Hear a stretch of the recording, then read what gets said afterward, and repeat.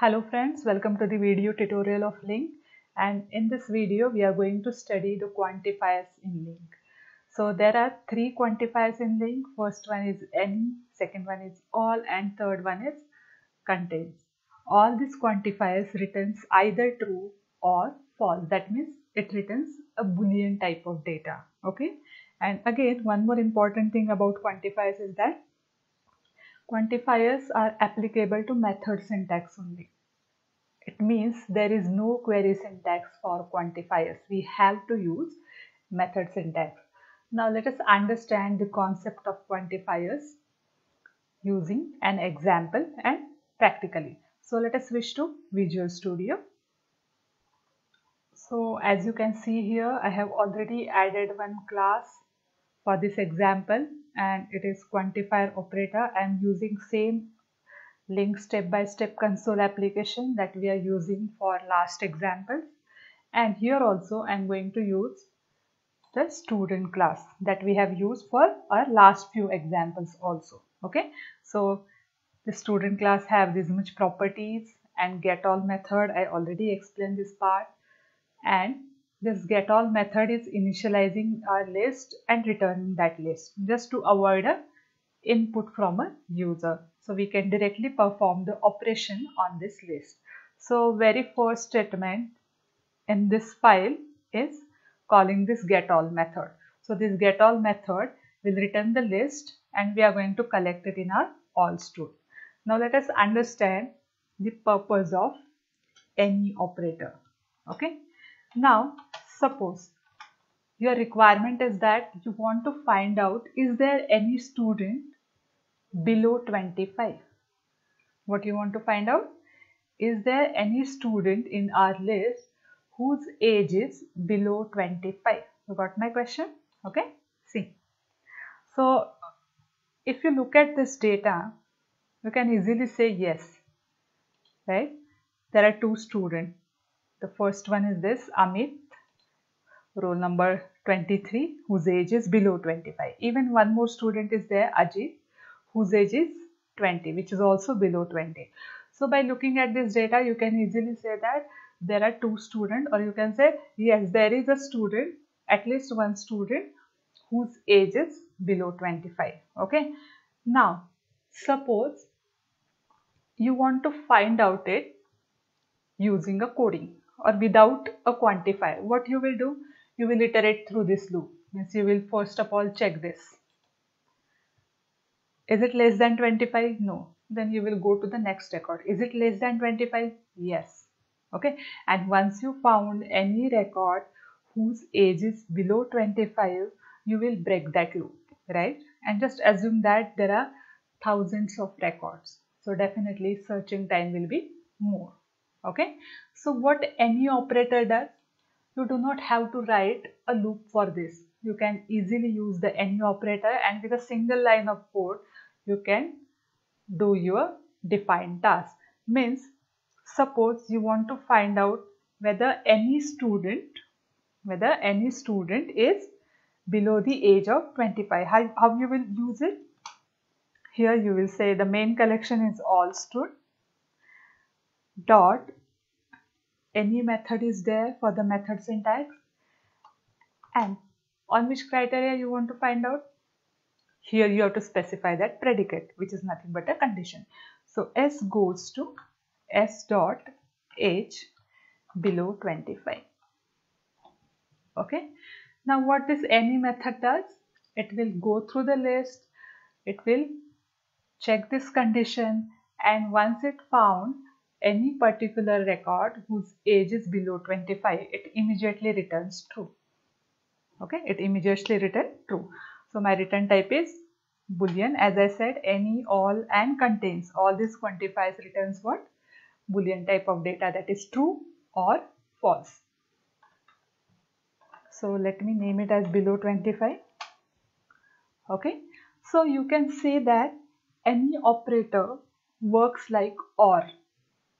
Okay, miss, is this student age is below 25, or is this student age is below 25? So it will just found any single record, and if it found any record, or any one record from this collection, it will immediately returns the true. Okay. Now, if I print the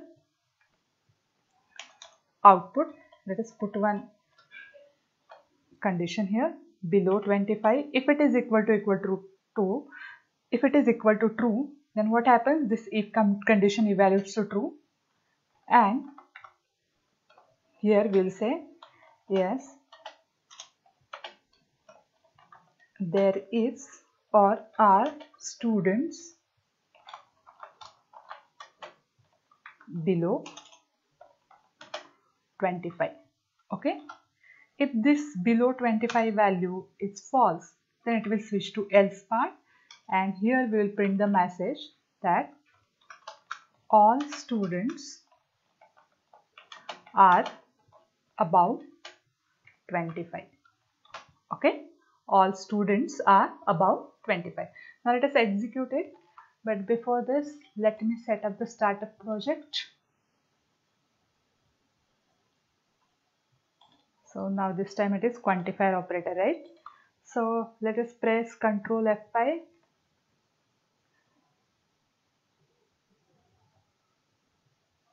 Yeah. What is the answer? Yes, there is or are some students who are below 25. And we know that our collection contains 2 students whose age is what? Below 25. Now, let us check with all operator.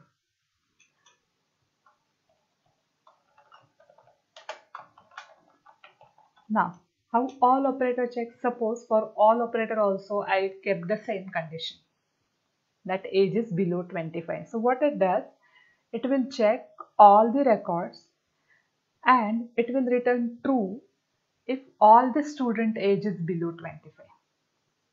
Okay, got the difference between any and all?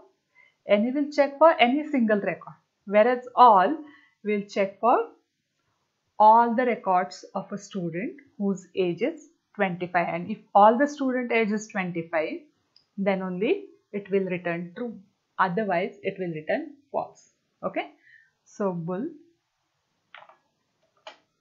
all below 25 is equal to all stud dot, again the method is all, and here you have to specify the predicate. So s goes to s dot h less than 25. So definitely we are going to get the answer false, because we know that in our collection not all students are below 25, only some students are below 25. Okay, so with the help of this all and any operator, okay, you have to write just a single line of code. Otherwise you have to iterate through the loop, you have to iterate through the collection, then you have to set the flags, and according to that you have to decide yes, there is at least single student or all the students. So that code or that much length of code is totally eliminated. Okay, now let us check the output. Now I am not going to print any message, I'll directly print the value of all stud variable. Okay, so as expected, our answer should be what? False. Extremely sorry, I think I should use this variable, right? Mistakenly I used my collection. So let us execute it again. Yes, what is the answer? False. Once I immediately make all the student age below 25, definitely I'll get an answer true. Let us try it. I'll just replace this 2 with 1. Okay, and let us execute the code. Yes, now the answer is what? True. So I hope you got the difference between all and any. Okay, and it saves lots of time, and definitely performance is also going to be improved. Now last one is contains operator. Now how does contains operator works? Contains operator will check whether particular record or particular element is present in collection or not. Okay, if that particular element is present in your collection, it will return true, otherwise it will return false. Okay, means suppose this is our collection, okay, and I want to find the record of Ramesh. Okay, by looking at this list you can say that yes, Ramesh record is present. Okay, so my contains method should return true. Okay, but whenever you are matching any student, okay, so definitely it is not dependent on particular attributes. Okay, means there can be a multiple student of a name Ramesh, but their roll number can be what? Different. Okay, their age can be different, their area can be different, right? So basically student is what? Student is user defined data type. Okay, so whenever you are using contains operator on user defined data type, you have to implement one interface. Okay, you have to implement one interface. But before that, what we will do? First of all, we will try out the contains operator on primitive data type, and then after we will try it on user defined data type. Okay, so let us switch to our code, and here what will I do? I'll just create one collection of a string. So I'll just create an array of string, say colors. Okay, and let us initialize it. Red, green and blue. You can put any colors. Okay, now here I want to find out whether the red color is present in my colors collection or not. So what will I say? I'll say let me create one variable, say of type boolean is present is equal to colors dot contains. Okay, and here you have to specify the value, okay, that you want to search. Okay, since our color collection is of type string, that's why it is showing it of type string, this argument of type string.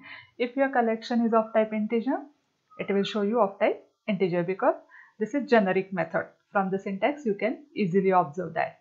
Okay, now the second overload is for user defined data type. So first of all we will concentrate on primitive data type. So as I said, I want to search what? Red. We know that red is present here. Okay, so definitely the value of is present variable will be what? True. So let us check it and verify our output. Yes, the answer is what? True.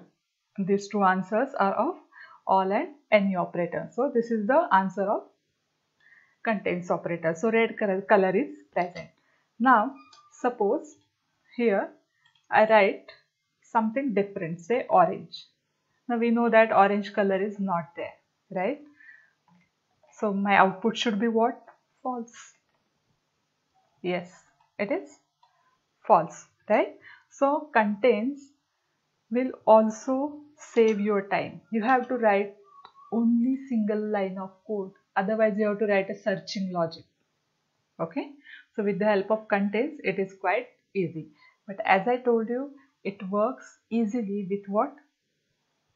Primitive data type. Now we want to work it for user defined data type. So let us see what interface we have to implement for that purpose. Now for this we have to implement iEquality comparer interface. Okay, so what you can do here, you can implement iEquality comparer interface. Again it is generic interface, so here you have to specify the data type, and there are two methods that you have to implement. So first one is equals and another one is get hash code. But again what happens, the original definition of your student class get changed. Okay, because the original responsibility of student class is what? It has this 5 properties, one get all method and 2 string method. And you don't want this equals and get hash code to be a part of this student class. So in that case, what you can do, you can create another class. It is not necessary to implement this interface on the same class which you want to check. Okay, you can implement totally a different class. So let us create one different class that will implement this I equality comparer interface. So class, let us call our class as my student. You can name it anything actually. So I equality comparer, as I said, it is a generic type of interface. So here you have to specify the data type also. And now we will implement its method. Okay. Now this equals method will return Boolean type of value. And these are the two students that you want to compare, right?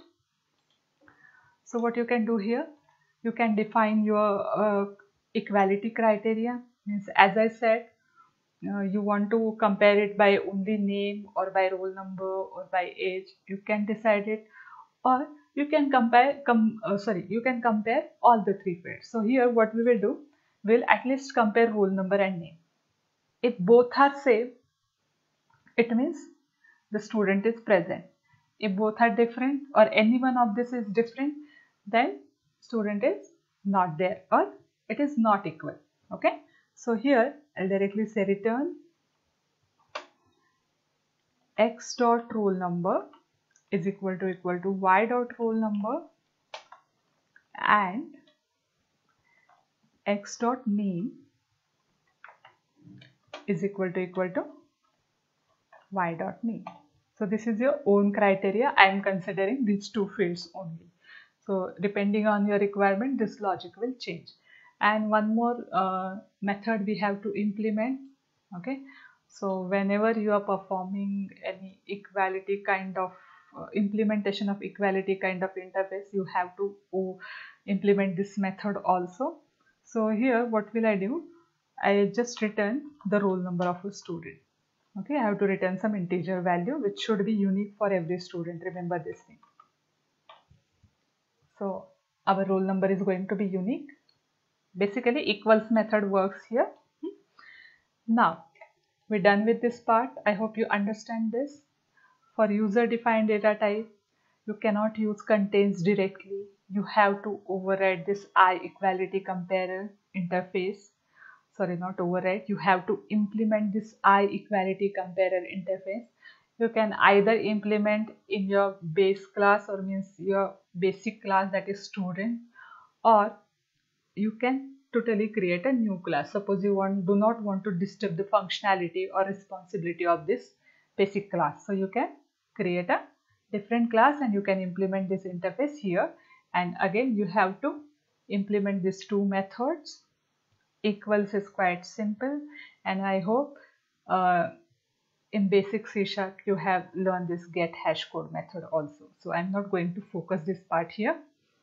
So let us switch to our code and let me create one student. Okay, let us create one student, say Ramesh. Okay, so student st is equal to new student, new student, and let me initialize its data. So what will I do? I'll just copy it from here because it is going to be same, right? I do not want to type it again. So I created the student. Now I want to check whether this student is present in my collection or not, whether this student is present in all stud collection or not. So now what I have to say, again I'm going to use this is present variable is equal to all stud dot contains, and this time we are going to use, sorry, not concat, contains. This time we are going to use the second overload. Okay, so which student I want to check? This st student. And if you observe carefully, you have to provide the second argument, and second argument should be of type what? I equality comparer. See, we generally do not instantiate an interface, right? So how we can provide this value? So basically, you have to provide an object of a class which has implemented this interface. Okay, so which class has implemented this interface? My student class has implemented this interface. So what you have to do? You have to create an object of this class, you have to create an instance of this class, and then after you have to pass it here. Now instead of creating it on a separate line, instead of creating an object on a separate line, what will I say? I'll directly say new my student. Okay, is it okay? Instead of giving any name or anything, because I do not want to use that name anywhere, so I just instantiated it here. Okay, so I hope you got this concept. Whenever any method accept interface as a parameter, what you have to do? You have to pass an object of a class which has implemented that specific interface. Now let us print the result. It's present. Okay, so basically this belongs to student. Let me print this message, student is present, yes or not, and this is actually related to color, right?